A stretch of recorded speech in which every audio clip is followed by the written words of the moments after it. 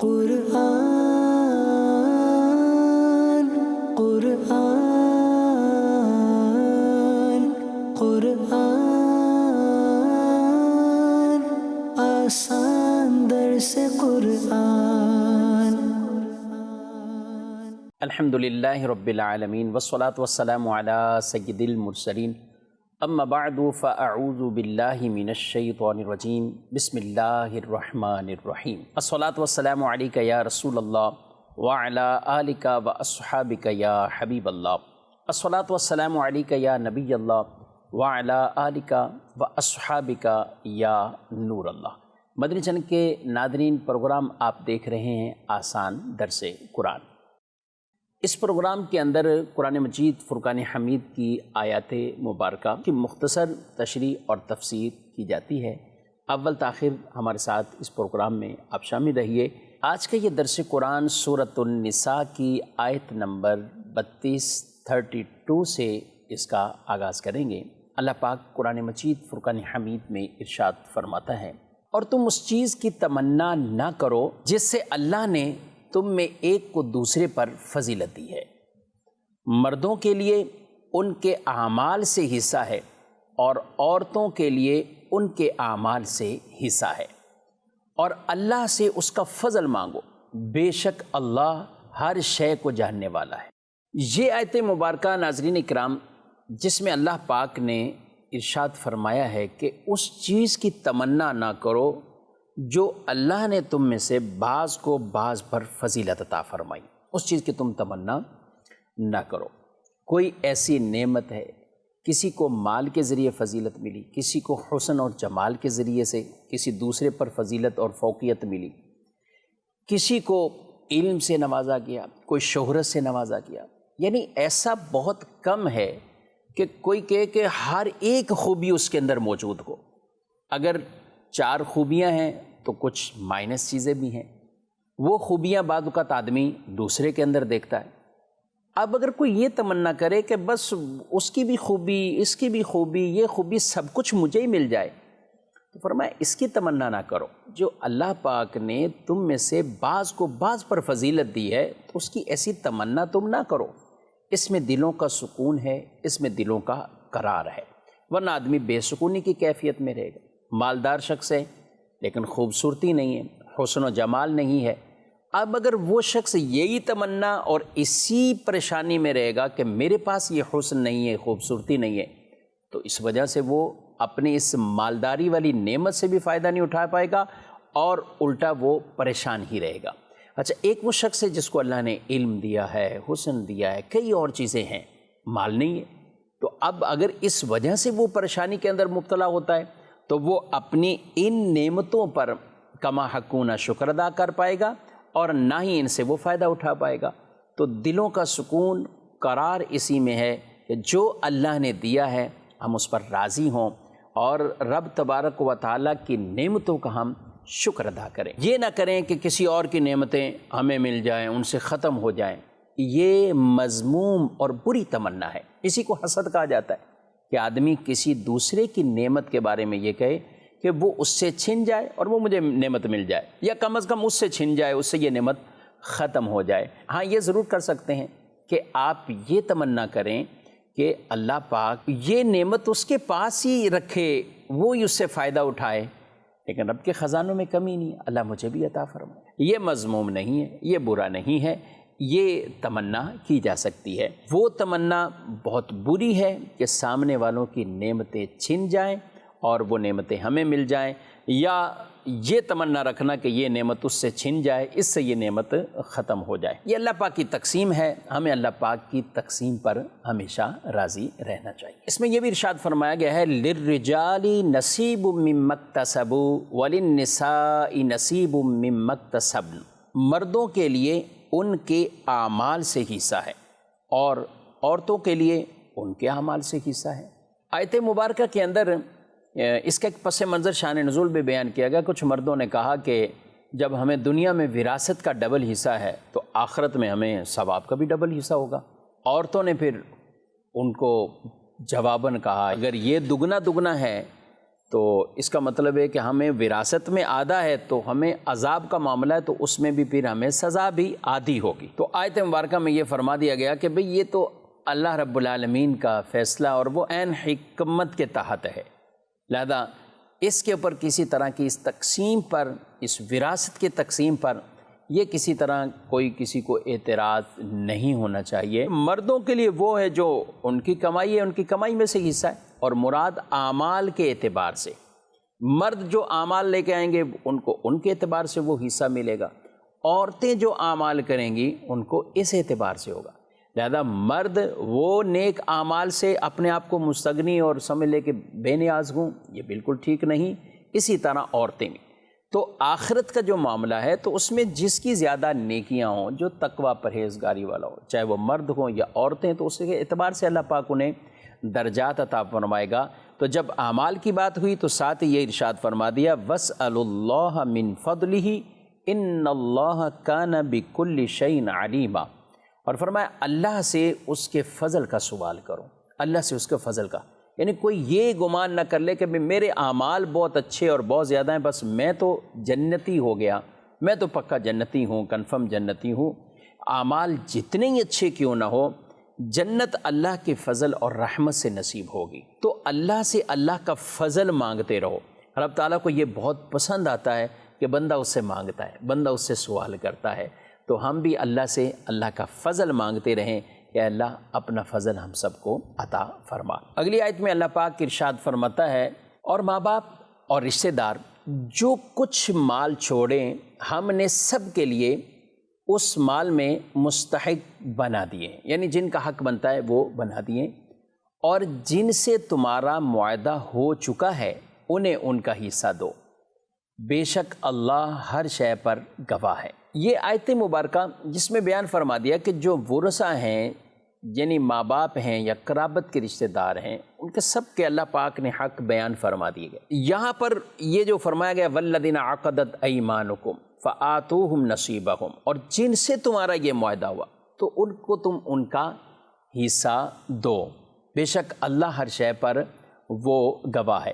علماء کرام نے یہ لکھا ہے کہ ایسا شخص جس کا نسب مجہول ہو اور وہ دوسرے سے کہے کہ میں اگر مر جاؤں تو تو میرا وارث، اور اگر میرے سے کوئی جرم ہو یا کوئی مسئلہ ہو تو دیت کے اعتبار سے بھی دیت تم ادا کرنا، اور وہ سامنے والا اسے کہے کہ میں نے قبول کیا، تو یہ عقد صحیح اور عقد موالات کے طور پر اس کو بیان کیا گیا ہے۔ زمانہ جاہلیت میں بھی اور پہلے وراثت کے جب باقاعدہ احکامات نازل نہیں ہوئے تھے تو اس وقت مختلف انداز تھے، کبھی وصیت والا معاملہ، پھر جب آیات مبارکہ وراثت کے باقاعدہ نازل ہو گئیں اور وراثت کے جو اللہ پاک نے ایک ایک چیز کے احکامات بیان فرما دیے ہیں، تو اب وراثت اور ترکے کی تقسیم اسی طرح ہی ہے جو قرآن مجید فرقان حمید میں باقاعدہ بیان ہو گیا کہ وارث کے لیے کوئی وصیت نہیں ہے۔ مراد یہی ہے کہ وارث کے لیے اگر کوئی وصیت کرے گا تو وہ وصیت ہی نافذ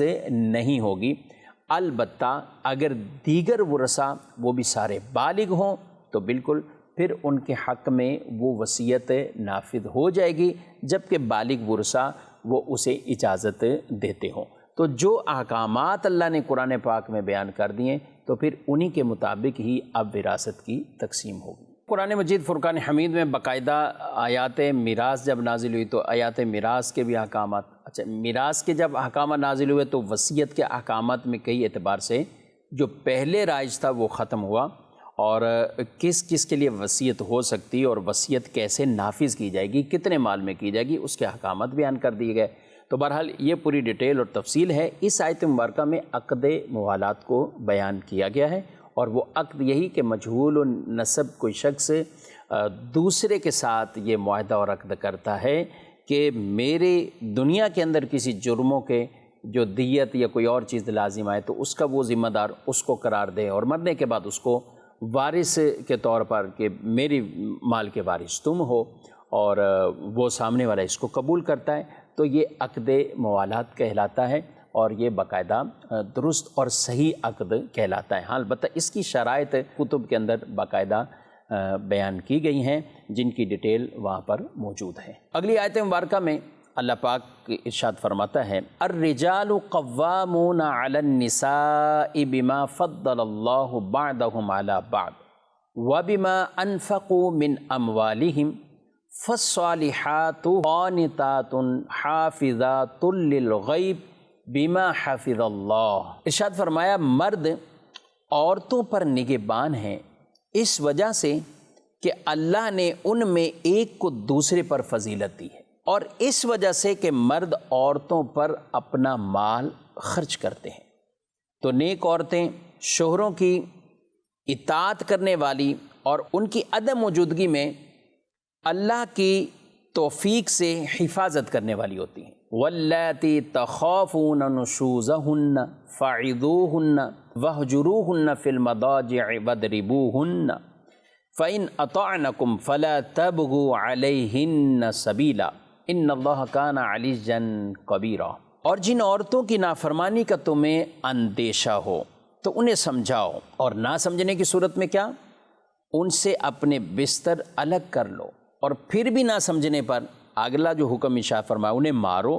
پھر اگر وہ تمہاری اطاعت کر لیں تو اب ان پر زیادتی کرنے کا راستہ اختیار نہ کرو، بے شک اللہ بہت بلند بہت بڑا ہے۔ میاں بیوی کے بطور خاص حقوق، اور پھر مرد کو اللہ پاک نے جو عورتوں پر فوقیت عطا فرمائی ہے، ایک ایسا تسلط عطا فرمائے، عورتوں کی وہ حفاظت بھی کریں، عورتوں کو ادب بھی سکھائیں، اسی طریقے سے عورتوں کے لیے کہ وہ اپنے شوہروں اپنے مردوں ان کی وہ اطاعت کریں، جائز کاموں کے اندر ان کی اطاعت کریں، اور گھر ایک امن کا گہوارہ بنا رہے۔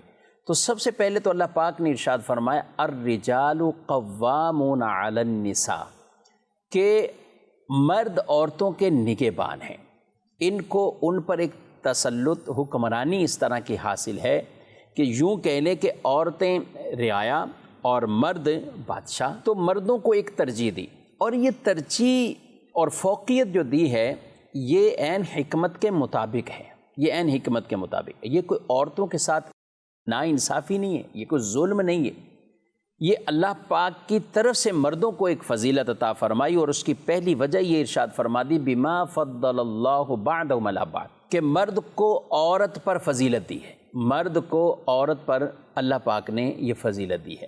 دنیا بھر کے امور پر اگر غور کریں، چاہے دینی ہو یا دنیاوی ہو، ان میں جو فوقیت حاصل ہے اور امور کرنے کی جو طاقت اور قدرت ہے مردوں کے پاس ہے۔ علم کے اعتبار سے دیکھیں یا قدرت کے اعتبار سے دیکھیں تو مرد فائق ہیں، اور ہم جو بات کر رہے ہیں تو مجموعی اعتبار سے کر رہے ہیں، ورنہ یہ نہیں ہے کہ تمام کے تمام مرد ہر عورت سے ہر اعتبار سے علم کے اعتبار سے وہ افضل ہیں، ایسا نہیں۔ اماں عائشہ صدیقہ رضی اللہ تعالیٰ عنہ کتنی بڑی عالمہ ہیں، مجتہدہ ہیں، تو وہ ہم جیسے کیا کروڑوں ایسے لوگ وہ ان کے قدموں کی ان کے نالین شریف کی خاک بھی نہیں۔ اسی طرح صحابیہ، وہ غیر صحابی جو مرد ہیں بھلے بہت بڑے مقام والے ہیں تو ان سے افضل ہیں۔ تو عمومی جو گفتگو ہے تو وہ عام نارمل اعتبار سے اوورآل کے اعتبار سے ہے، خصوصیت کے اعتبار سے گفتگو نہیں ہے۔ بعض خاص عورتوں کو بہت فوقیت حاصل ہو جاتی ہے، تو اللہ پاک نے عام مردوں کو جو عورتوں پر فوقیت دی تو وہ عین حکمت کا تقاضا بھی یہی ہے، اور وہ عین حکمت کے مطابق ہے۔ دوسری وجہ یہ ارشاد فرمائے وَبِمَا أَنفَقُوا مِنْ أَمْوَالِهِمْ، کہ مرد اپنے مال میں سے اپنے اموال میں سے مرد خرچ کرتے ہیں۔ دوسری حکمت یہ بیان فرمائے، تو جب مرد خرچ کرتا ہے عورت کی رہائش کا، کھانے پینے کا، کپڑے پہننے کا، یہ سارا اہتمام اللہ نے مرد کے ذمہ رکھا ہے، تو یوں مرد کو ایک فوقیت عطا کی ہے۔ پھر اب تبارک و تعالیٰ نے آگے ان عورتوں کا یعنی نیک بیویوں کا ذکر فرمایا۔ نیک عورتیں کون سی نیک عورتیں ہیں؟ کہ جو حقوق اللہ بھی پورے کرنے والی ہیں، اپنے شوہر کے بھی حق پورے کرنے والی ہیں، اپنے شوہر کو بیجا کسی طرح کی تکلیف نہیں پہنچاتی ہے، شوہر موجود ہے تو اس کی اطاعت کرتی ہیں، فرما برداری کرتی ہیں، اور اگر شوہر موجود نہ ہو تو پھر اللہ تعالیٰ کے فضل سے وہ شوہر کے مال اور اپنی عزت اس کی حفاظت کرتی، ایسا نہیں کرتی کہ شوہر کے مال کے اندر کسی طرح کی خیانت کرے یا اپنی عزت میں کسی طرح کی خیانت کرے، پاک دامنی کے اوپر کوئی داغ لگوائے، تو ایسا بھی نہیں۔ تو یہ نیک صالح عورتوں اور نیک بیویوں کی نشانیاں اللہ پاک نے بیان فرمائی ہیں۔ رسول اللہ صلی اللہ علیہ وسلم کی حدیث پاک ہے کہ جس آدمی کو 4 چیزیں مل گئیں تو اس کو ایسا ہے کہ جیسے دنیا اور آخرت کی ساری بھلائیاں مل گئیں۔ ان 4 چیزوں میں کیا ہے؟ قلب شاکر، اس کا دل شکر گزاری والا دل ہو، اور جو اس کو زبان ہے لسان ذاکر، اس کی زبان ہے تو وہ ذکر کرنے والی، بدن صابر، اس کا بدن ہے تو وہ صبر کرنے والا، یعنی مصیبت پر صبر کرنے والا ہے، اور ایسی بیوی اسے مل گئی جو اپنے نفس اور شوہر کے مال میں گناہ کی متلاشی نہ ہو، گناہ کرنے والی نہ ہو۔ تو فرمایا جسے 4 چیزیں مل گئیں دنیا اور آخرت کی ساری بھلائیاں اسے مل گئی۔ تو یہ نیک بیویوں کے جو اوصاف بیان کیے جا رہے گئے، اس سے یہ بھی پتہ چلا کہ جب نکاح کرنے کا آدمی ارادہ رکھتا ہے تو اس میں بھی مختلف چیزیں اس کے مائنڈ میں ہوتی ہیں، مال بھی دیکھتا ہے، حسن بھی دیکھتا ہے، حسب و نسب دیکھتا ہے، لیکن دینداری کا معاملہ وہ اس کو مؤخر کر دیتا ہے یا اسے نہیں دیکھتا۔ حالانکہ رسول اللہ صلی اللہ علیہ وسلم نے فَاظْفُرْ بِذَاتِ الدِّین فرمایا 4 سبب سے عورتوں سے نکاح ہوتا ہے، مال کی وجہ سے، اس کے حسب و نسب کی وجہ سے، اس کے حسن و جمال کی وجہ سے، اور اس کے دین کی وجہ سے۔ تم دین والی کو ترجیح دو، آپ دینداری دیکھو، پھر دیگر چیزیں بھی آپ نے دیکھ لی، حسن جمال یہ چیزیں، تو یہ منع نہیں ہے، یہ ٹھیک ہے، لیکن ایسا نہ ہو کہ دینداری آپ پیچھے کر دیں اور بقیہ سب چیزوں کو فوقیت دیں۔ یہی ایک وجہ ہوتی ہے کہ جب دینداری نہیں ہے تو پھر اس وجہ سے دیگر چیزوں سے بھی آدمی بظاہر کوئی سکون والی زندگی نہیں گزار پاتا، اور گھروں کے اندر مختلف انداز سے لڑائی جھگڑے شروع ہو جاتے ہیں۔ اب جب گھر کے اندر کوئی ایسی نا اتفاقیاں ہو جائیں، لڑائی جھگڑے ہو جائیں، تو اب کیا ہو؟ تو اللہ پاک نے ان کا بھی قرآن پاک میں ارشاد فرمایا، وَاللَّاتِي تَخَافُونَ نُشُوزَهُنَّ، اور جن عورتوں کی نافرمانی کا تمہیں ڈر ہو پہلے اسے سمجھاؤ، نصیحت کرو، اور اگر پھر بھی وہ نہ مانے، یہ کوئی اصلاح کی طرف مائل نہ ہو، تو بستر الگ کر لو۔ یہ قرآنی حکم ہے، بستر پھر کچھ عرصے کچھ دنوں کے لیے بستر الگ کر لیں۔ پھر بھی اگر ایسا معاملہ نہیں ہوتا تو پھر انہیں مارو۔ اب یہ جو مار کی ڈیٹیل اور تفصیل ہے نا، یاد رکھیں وہ والی مار نہیں ہے معاذ اللہ جو ہمارے ہاں نہ کوئی چہرہ دیکھیں، نہ کوئی ایسے نازک اعضاء دیکھیں، مار دھاڑ، یہ سب چیزیں نہیں، یہ تو بالکل احمقانہ حرکت ہے۔ اس سے مراد جو قرآن مجید فرقان حمید میں ہے کہ وہ بہت ہی ہلکی ہاتھ یا مسواک سے، اور وہ بھی ایسی کہ چہرے پر نہ ہو، نازک اعضاء پر نہ ہو۔ تو یہ فرمایا کہ مناسب انداز سے اگر یہ بھی کیا تو اس کی بھی رخصت اور اجازت اگرچہ موجود ہے، لیکن فی زمانہ چونکہ لوگ اس معاملے میں حد ہی کراس کر جاتے ہیں اور ان چیزوں کا خیال نہیں رکھتے کہ ہمیں تو دین نے جانوروں کے بھی چہرے پر مارنے سے منع کیا ہوا ہے۔ اب وہ مرد کے جو عورتوں کے ساتھ اس طرح کا برتاؤ کریں تو یہ قطعاً نہ دین کا ایسا کوئی حکم ہے، اور بلکہ یہ واضح طور پر اللہ اور اس کے رسول کی نافرمانی ہے اور ناجائز کام ہے۔ اور پھر چہرے پر مارنا، سر پر مارنا، ان تمام چیزوں کی وہ ممانعت ہے۔ المختصر یہی ہے کہ مار کی طرف بالکل ہاتھ بڑھنا ہی نہیں چاہیے۔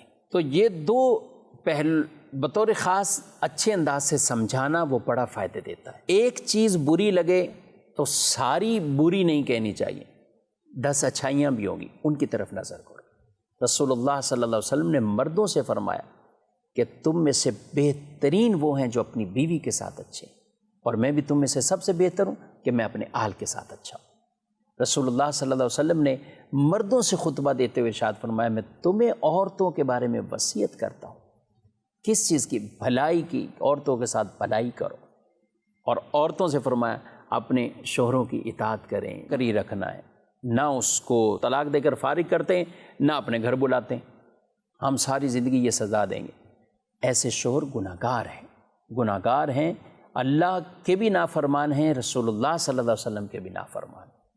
ہمارے دین نے پورے راستے بیان کیے، اگر نہیں ہو سکتا تو پھر چھٹکارے والی صورتیں بھی بیان کر دی گئی، مگر اگر انہیں غلطی کا احساس ہو جائے تو ان کی معذرت کو قبول کر لینا چاہیے اور اپنے گھر بسانے چاہیے۔ تو فرمایا پھر اور کوئی راستہ اختیار نہ کرو، بے شک اللہ بہت بلند، بہت بڑا ہے۔ تو اس آیت مبارکہ میں مردوں کے حقوق بھی اور نیک عورتوں کے اوصاف، اور اگر گھر میں کوئی ایسی نا اتفاقی والا معاملہ ہوتا ہے تو اسے کیسے آسن انداز سے سلجھایا جائے، اس مسئلے کو کیسے آسن انداز سے ڈیل کیا جائے، تو یہ پوری آیت نمبر 34 کے اندر اللہ پاک نے اسے بیان فرمایا۔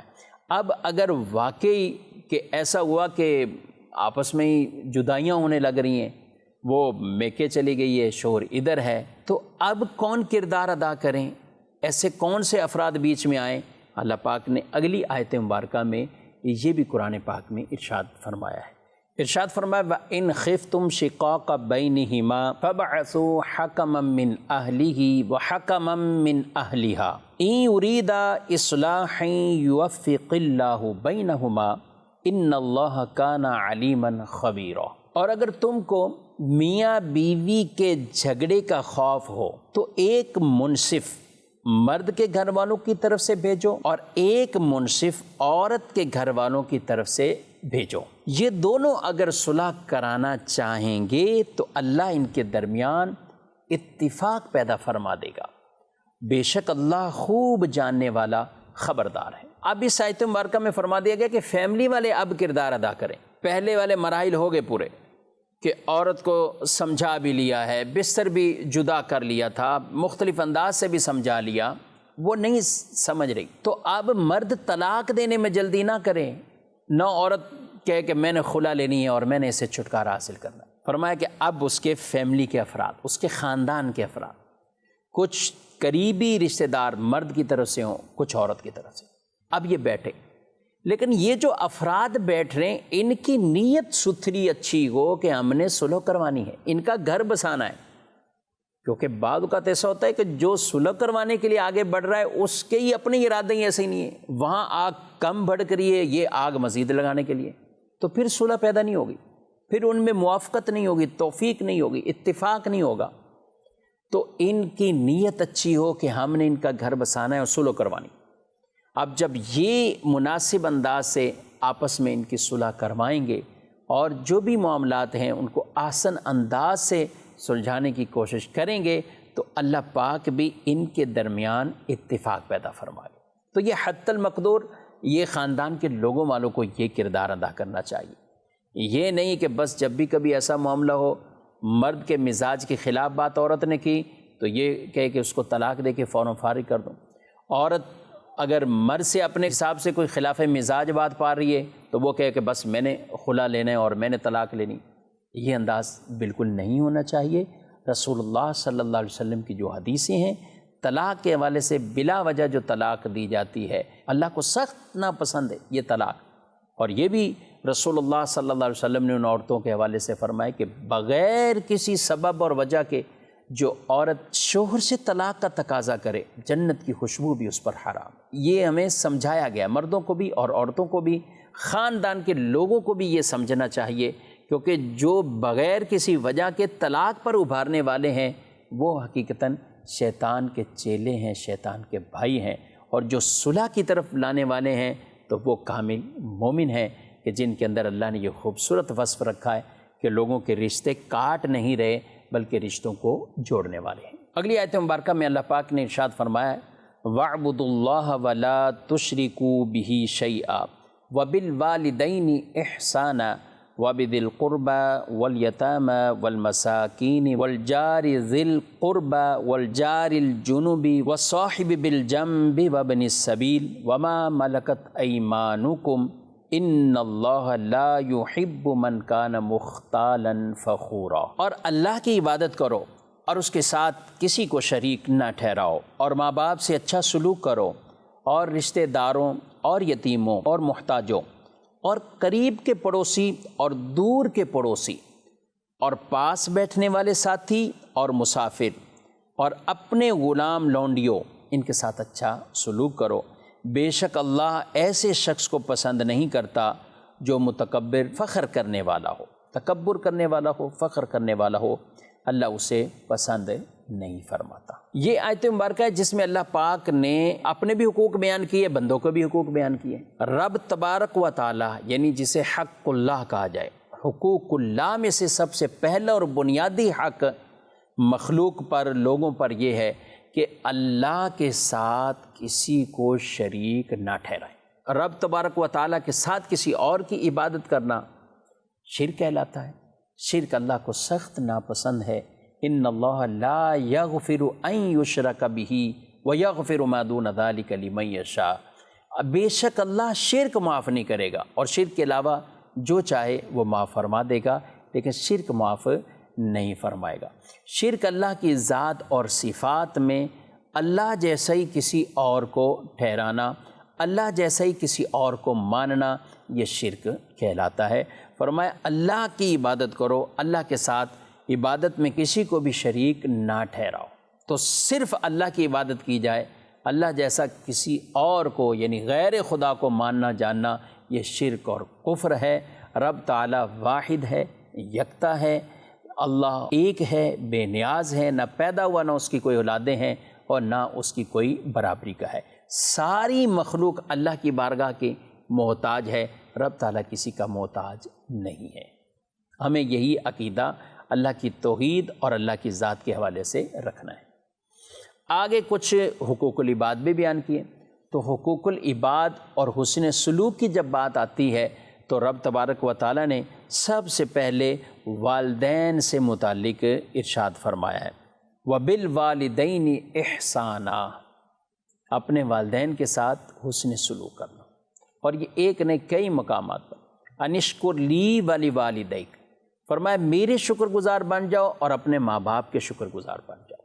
اور بھی مقامات پر عبادت کے بعد اللہ پاک نے جو حسن سلوک کے حوالے سے بیان فرمایا، وہ اپنے ماں باپ اور اپنے والدین کے ساتھ حسن سلوک کرنے کا حکم ارشاد فرمایا۔ تو رسول اللہ صلی اللہ تعالیٰ علیہ وآلہ وسلم نے بکثرت حدیث طیبہ کے اندر والدین کے حوالے سے ان کی خدمت کر کے جنت کو حاصل کرنے والے خوش نصیب ہیں، اور یہ حکم بھی دیا ان کی خدمت کر کے جنت کو حاصل کرو، اور ان لوگوں کو بدبخت فرمایا گیا ہے اور بد نصیب کہا گیا ہے کہ جو ماں باپ کو بڑھاپے میں پائیں اور ان کی وہ خدمت کر کے جنت کو حاصل نہ کر لیں، تو یہ ان کے لیے بہت بڑی بد نصیبی ہے۔ تو اپنے ماں باپ کا ادب کرنا، احترام کرنا، خدمت مچا لانا اور حتی المقدور ان پر اپنے مال کو خرچ کرنا، انہیں محتاج نہ رکھنا اور محتاجیوں سے بچانا، یہ اپنے لیے سعادت سمجھے۔ بات تو وہ صورتیں کہ جن میں شریعت ویسے ہی لازم ایک یہ حق قرار دے دیتی ہے، لیکن اگر والد آپ کی طرف محتاج نہیں بھی ہیں پھر بھی آپ اپنے ماں باپ پر خرچ کریں، انشاءاللہ اس کا اللہ پاک آپ کو اجر اور ثواب عطا فرمائے گا۔ تو سب سے پہلے والدین کے لیے فرمایا۔ اب اس کے بعد جو دوسرا حق ارشاد فرمایا وہ قریبی رشتہ داروں کے حوالے سے، رشتہ داروں کے ساتھ حسن سلوک کرنا۔ رشتہ داروں کے ساتھ حسن سلوک، صلہ رحمی، یہ کیا ہے؟ یہ ہے کہ ان کے ساتھ صلہ رحمی کرے اور رشتہ نہ توڑے، قطع تعلقی یہ نہ کرے، رشتہ جوڑ کر رکھے، رشتہ توڑے نہیں۔ روایات میں ان کی وعید کو بیان کیا کہ جو رشتے کاٹنے والے ہیں فرمایا جنت میں داخل نہیں ہوں گے۔ ایک روایت میں ارشاد فرمایا جسے یہ پسند ہو کہ اس کے رزق میں وسعت ہو، عمر اس کی لمبی ہو جائے، تو اسے چاہیے کہ اپنے رشتہ داروں کے ساتھ اچھا سلوک کرے۔ اور اس کے بعد آیت مبارکہ میں جو ارشاد فرمایا گیا وہ یتیموں کے حوالے سے اور محتاجوں کے حوالے سے، کہ یتیموں کے ساتھ اور محتاجوں کے ساتھ حسن سلوک کرنا، یتیم محتاج ان کے ساتھ حسن سلوک کرنا۔ یتیم کے ساتھ حسن سلوک کیا ہے؟ یتیم کے ساتھ حسن سلوک یہ ہے کہ آدمی ان پر خرچ کرے، ان کی پرورش کرے، ان کے ساتھ نرمی سے پیش آئے، ان پر اپنا دست شفقت رکھے۔ رسول اللہ صلی اللہ تعالیٰ علیہ وآلہ وسلم نے ارشاد فرمایا ہے میں اور یتیم کی کفالت کرنے والا جنت میں اس طرح ہوں گے۔ پھر آپ صلی اللہ تعالیٰ علیہ وآلہ وسلم نے اپنی انگلیوں سے، کلمہ شریف کی انگلی اور بیچ کی انگلی، یعنی ان انگلیوں سے اشارہ کیا اور دونوں میں تھوڑا سا فاصلہ، یعنی بالکل قربت بیان کرنے کے لیے جب ایسی کوئی چیز ہوتی ہے تو بہت جو اشارہ کلوزنگ کا اشارہ ہوتا ہے، ہم دونوں ایسے ہیں، ہم ایسے جنت میں داخل ہوں گے۔ تو فرمایا میں اور یتیم کی کفالت کرنے والا جنت میں ساتھ۔ اسی طرح مسکین کے ساتھ، محتاجوں کے ساتھ وہ ان کا ساتھ حسن سلوک یہ ہے کہ ان کی بھی خبر گیری رکھے، ان کی مالی مدد کریں، خالی ہاتھ ان کو لوٹائے نہیں۔ اس کی بھی بہت سی فضیلتوں کو بیان فرمایا گیا ہے۔ فرمایا جو کسی بیوہ اور مسکین کی امداد و خبر گیری کرنے والا ہے وہ ایسا ہے جیسے راہ خدا میں جہاد کرنے والا ہے، یعنی راہ خدا میں جہاد کرنے والے کی مثل ہے، اس کو اللہ اجر و ثواب عطا فرمائے۔ یتیموں اور مسکینوں کے ساتھ حسن سلوک کے بعد ارشاد فرمایا گیا والجار ذی القربہ، اور قریب کے پڑوسی، قرابت دار والے رشتہ دار، ہمسائے جسے کہا جاتا ہے۔ اب یہ پڑوسی ہمسائے جو ہیں ان کے ساتھ بھی حسن سلوک کرنا، یہ قریب کے بھی اور دور کے بھی۔ اب یہ قریب اور دور کیا مطلب؟ ایک تو وہ ہے کہ جس کا گھر آپ کے گھر کے ساتھ ملا ہوا ہے، یہ قریب کا پڑوسی کہلائے گا، اور پورا محلہ کہہ لیں تو یہ دور کا پڑوسی، یعنی اس کے پوری پڑوسی کے احکامات اور ہمسائے کے حقوق ہے۔ اور ایک یہ مراد لیا گیا کہ ایک وہ شخص جو آپ کا ہمسایہ بھی ہے، پڑوسی بھی ہے اور رشتہ دار بھی ہے، تو یہ قریب کا پڑوسی کہلائے گا۔ ایک یہ ہے کہ وہ پڑوسی تو ہے، رشتہ دار نہیں ہے، تو جو رشتہ دار ہے وہاں ڈبل حق شامل ہو گیا، رشتہ داری کے اعتبار سے بھی، پڑوسی کے اعتبار سے بھی۔ تیسری بات یہ بھی بات بیان کی گئی کہ جو پڑوسی بھی ہے اور مسلمان بھی ہے، یہ قریب کا پڑوسی کہلائے گا۔ ایک یہ کہ پڑوسی ہے اور مسلمان نہیں ہے تو اب غیر مسلم ہے تو یہ دور کا پڑوسی کہلائے گا، لیکن پڑوسی ہونے کے کچھ حق اسے بھی شامل ہو جائیں گے کہ اس کے ساتھ بھی کیا جائے کہ اسے بیجا تکلیف نہ دی جائے، اذیت نہ دی جائے۔ اور جو مسلمان پڑوسی ہیں، پھر بالخصوص جو رشتہ دار پڑوسی ہیں، ان کے اور زیادہ احکامات کا ہمیں خیال کرنا ہے کہ ان سے زیادہ حسن سلوک کریں، زیادہ ان کے ساتھ صلہ رحمی والے معاملات کریں۔ تو یہ پڑوسیوں کے حقوق بیان کیے گئے۔ آیت مبارکہ بڑی جامع اور اس میں کئی حقوق، یہ حقوق العباد کی پوری ایک فہرست کو بیان کیا گیا۔ آگے ارشاد فرمایا وَالصَّاحِبِ بِالْجَنبِ، اور اپنے پاس بیٹھنے والے، اس کے ساتھ بھی حسن سلوک۔ اب یہ مصاحبت میں رہنے والے، صحبت میں رہنے والے، پاس بیٹھنے والے، اب یہ ساتھ رہنے، پاس بیٹھنے میں ایک تو یہ بیان کیا کہ بیوی سب سے زیادہ اس میں، کہ ظاہر ہے وہی صحبت میں ہے، ساتھ ہے، تو اس سے مراد بیوی۔ اور عمومی طور پر اس سے مراد وہ لیا گیا ہے کہ ہر وہ کہ جس کو یہ صحبت کا جائے لمحہ بھر کے لیے وہ پاس بیٹھا ہے، وہ سفر میں ساتھ ہے، وہ مسجد میں ساتھ ہے، وہ کسی حلقے میں ساتھ ہے، وہ درس و بیان میں ساتھ ہے، تو ان کے ساتھ بھی حسن سلوک کرنا۔ جی ہاں ناظرین کرام، یہ نہیں کہ ہم سفر میں تو ہم ساتھ والے کو تکلیف پہنچائیں، اس کا بھی یہ حق ہے دوسرے کے ساتھ کہ وہ اس کی صحبت میں اس کو یہ حق حاصل ہے۔ کلاس میں بیٹھے ہوئے، مسجد میں بیٹھے ہوئے، تو ہمیں ان کے لیے نرم رہنا ہے، ساتھ والوں کے لیے انہیں تکلیف نہیں پہنچانی۔ بعض اوقات کوئی سامنے والا مروتاً اظہار نہیں کر رہا ہوتا، لیکن دوسری طرف سے اسے مسلسل تکلیف پہنچ رہی ہوتی، بیٹھنے میں تکلیف، ویسے تکلیف۔ ہمیں آسانی پیدا کرنی چاہیے۔ مومن آسان ہوتا ہے، مومن نرم ہوتا ہے، اور یہی ہمیں وصف اپنے اندر پیدا کرنے چاہیے۔ تو اللہ پاک نے ساتھ بیٹھنے والوں کے بھی حق کو بھی اس آیت مبارکہ میں بیان فرمایا ہے۔ آگے فرمایا وابن السبیل، اور مسافر کے لیے، مسافر کے ساتھ بھی حسن سلوک کرنا، اور اسی مسافر کے اندر مہمان بھی اسی میں شامل ہے۔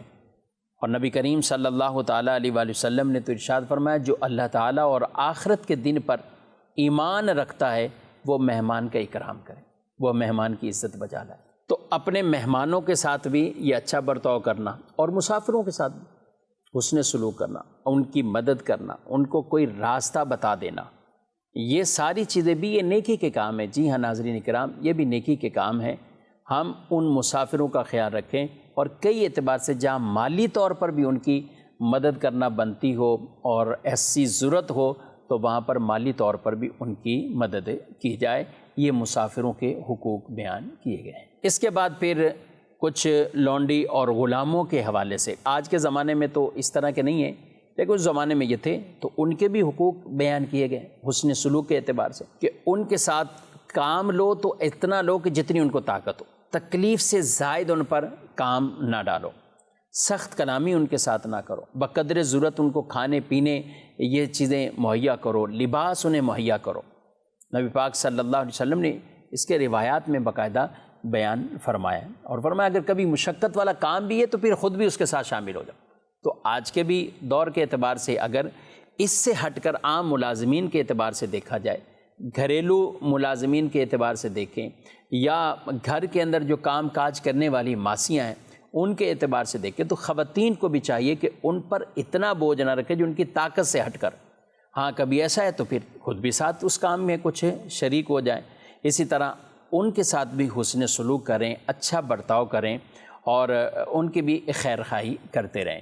اور ان کے لیے بھی ملازمین کے لیے حکم ہے کہ اپنے سیٹ اپنے جہاں بھی وہ کام کر رہے ہیں وہ ان کے ساتھ کسی طرح کی خیانت نہ کریں، جو کام ان کے ذمے سپرد ہے اس کام کو آسن انداز سے وہ ادا کرتے رہیں۔ اب یہ سارے جب حقوق بیان کیے ہیں تو ظاہر ان کی پاسداری میں اور ان کو پورا کرنے کے اندر یہ انسان کے اندر ایک عجز انکساری والا وصف ہوگا تو وہ ان کو پورا کرے گا۔ اگر معاذ اللہ وہ تکبر کی طرف ہوا تو پھر وہ ان حقوق کو بھی پورا نہیں کرے گا، ان میں بھی کئی حقوق وہ ختم کر دے گا یا ان کو سرے سے دیکھے گا ہی نہیں۔ تو اللہ پاک نے آخر میں یہ ارشاد فرما دیا، ان اللہ لا يحب من کان مختالا فخورا، کہ بے شک اللہ ایسے شخص کو پسند نہیں کرتا جو متکبر فخر کرنے والا، ایسے کو اللہ پسند نہیں کرتا۔ یہ تکبر کیا ہے؟ تکبر یہ ہے کہ دوسروں کو خود سے حقیر سمجھنا، دوسروں کو خود سے حقیر سمجھنا اور حق بات کو قبول نہ کرنا، حق بات کو قبول نہ کرنا، یہ تکبر اور انتہائی بری صفت ہے، انتہائی بری صفت ہے۔ تو انسان کو عاجز رہنا چاہیے، عاجز رہنا چاہیے، انکساری منکسر المزاج یہ بن کر رہنا چاہیے کہ میں بھی ایک اللہ کا بندہ ہوں۔ اللہ پاک نے اگر مال کی نعمت دی یا کسی کو علم کی نعمت ملی، کسی کو شہرت ملی، کچھ اور جو بھی چیزیں ملی، لیکن اس کا مطلب یہ نہیں کہ ہم دوسرے لوگوں کو حقیر جانیں۔ ہمارے دین نے تو اتنی تربیت اچھی فرمائی کہ اگر آپ کے لباس اچھے ہیں، رہن سہن اچھا ہے، تو اس میں بھی دوسروں کی حقارت والی نیت نہ ہو۔ اللہ نے نعمت دی ہے، ٹھیک ہے، اس نعمت کا آپ اظہار کر رہے ہیں، آپ پہن بھی رہے ہیں، رہ بھی رہے ہیں، کھا پی بھی رہے ہیں، لیکن دوسروں کو حقیر نہ جانیں۔ جو اللہ کے لیے عاجز ہوتا ہے اللہ اس کا مرتبہ بلند فرما دیتا ہے۔ تو تکبر کبھی بھی اپنے دل میں ہرگز نہیں آنا چاہیے۔ اللہ پاک ہم سب کو ان آیات مبارکہ پر عمل کرنے کی توفیق عطا فرمائے۔ اس سے اگلی آیت مبارکہ میں کچھ اور مذموم صفات کو ذکر کیا گیا، اس میں بخل ہے کہ جب ہم حقوق اللہ اور حقوق العباد کی بات کریں گے تو جگہ جگہ مال خرچ کرنے کا معاملہ آتا ہے، کبھی ماں باپ پہ خرچ کرنا، کبھی مسکینوں پر، یتیموں پر، محتاجوں پر، یہ مال کو خرچ کرنا آتا ہے۔ اچھا، جب یہ مال خرچ کرنے کی بات آتی ہے تو بخل والی صفت یہ بری صفت ہے، سخاوت اچھی صفت ہے۔ تو بخل کو ساتھ یہ بیان کر دیا گیا کہ بخل کو اپنے آپ سے دور رکھنا ہے، اور ان کی مذمت کی اللہ پاک نے جو بخل کرتے ہیں، الذین یبخلون ویأمرون الناس بالبخل ویکتمون ما آتاہم اللہ من فضلہ وَأَعْتَدْنَا لِلْكَافِرِينَ عَذَابًا مُهِينًا۔ اور وہ لوگ جو خود بخل کرتے ہیں اور دیگر لوگوں کو بخل کا کہتے ہیں، اور اللہ نے جو انہیں اپنے فضل سے دیا ہے اسے چھپاتے ہیں۔ اب ایسوں کے لیے وعید کیا ہے؟ وَأَعْتَدْنَا لِلْكَافِرِينَ عَذَابًا مُهِينًا، اور کافروں کے لیے ہم نے ذلت کا عذاب تیار کر رکھا ہے، کافروں کے لیے ذلت کا عذاب۔ بخل کرنا، یہ بخیل کے طور پر بھی روایات میں اس کی مذمت کو بیان کیا، جہاں جو چیز اس کے ذمے واجب بنتی ہو، واجب کو ادا نہ کرنا، اس اعتبار سے یہ بخل کی کیٹیگری میں آئے گا۔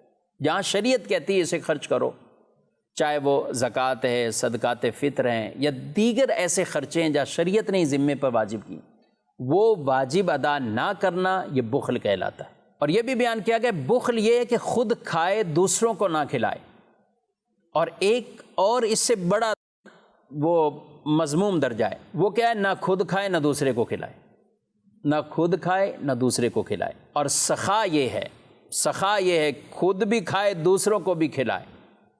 اور جود، سبحان اللہ، وہ یہ ہے کہ خود نہ کھائے دوسروں کو کھلا دے۔ تو آدمی یہ اچھی صفات کی طرف آئے۔ یہاں پر اللہ پاک نے فرمایا کہ جو بخل کرتے ہیں اور لوگوں کو بھی بخل کا حکم دیتے ہیں۔ یہاں پر جو بخل ایک اعتبار سے وہ نبی پاک صلی اللہ علیہ وآلہ وسلم کے وہ اوصاف، وہ کمالات جو پچھلی کتابوں میں تورات شریف میں بیان ہوئے، تو یہود انہیں خود بھی بخل کرتے ہوئے چھپاتے تھے، نہ خود بیان کرتے تھے نہ دوسروں کو بیان کرنے دیتے تھے، یعنی انہیں چھپایا کرتے تھے۔ تو یہ بھی ایک اعتبار سے بخل تھا، یعنی وہ بیان کرنے میں بخیل تھے۔ حضور علیہ السلام کے جو کمالات اور اوصاف بیان ہوئے، اور اوورآل اس میں مال کے اعتبار سے بھی بخل بیان کیا، اور فرمایا وَيَكْتُمُونَ مَا آتَاهُمُ اللَّهُ مِن فَضْلِهِ، اور اللہ نے جو انہیں اپنے فضل سے دیا وہ انہیں چھپاتے ہیں۔ بعض اوقات آدمی خود بھی اس حالت میں رہتا ہے کہ لوگ سمجھے کہ اس کے پاس تو کوئی نعمت نہیں ہے، اس کے پاس کوئی چیز ہی نہیں ہے۔ ایک شخص کو رسول اللہ صلی اللہ علیہ وسلم کے پاس آئے تو دیکھا تو بڑی حالت، پراگندہ حالت ہے، مٹی ہے، کپڑے ایسے ہیں۔ فرمایا کیا تمہارے پاس کوئی مال نہیں ہے، یعنی کوئی ایسی چیز نہیں کہ اپنی حالت کیفیت بدل لو؟ تو انہوں نے کہا مجھے تو اللہ نے ہر اعتبار سے مال دیا ہے۔ تو نبی کریم صلی اللہ علیہ وسلم نے فرمایا اللہ بندے کو جب کوئی نعمت عطا فرمائے تو اس کا اثر بندے پر دیکھنا پسند کرتا ہے، یعنی جب اللہ نے یہ نعمت دی ہے مال کی تو خرچ کرو، پھر وہ نعمت کا اظہار بھی کرو، وہ آپ کے کھانے پینے، آپ کے لباس پہننے، گھر، ہر اعتبار سے، یہ نہ ہو کہ چہرے سے، شکل سے، ہر اعتبار سے محتاجی نظر آ رہی ہو اور وہ جو اللہ کی نعمت مال ہے اس کو آپ چھپا رہے ہو۔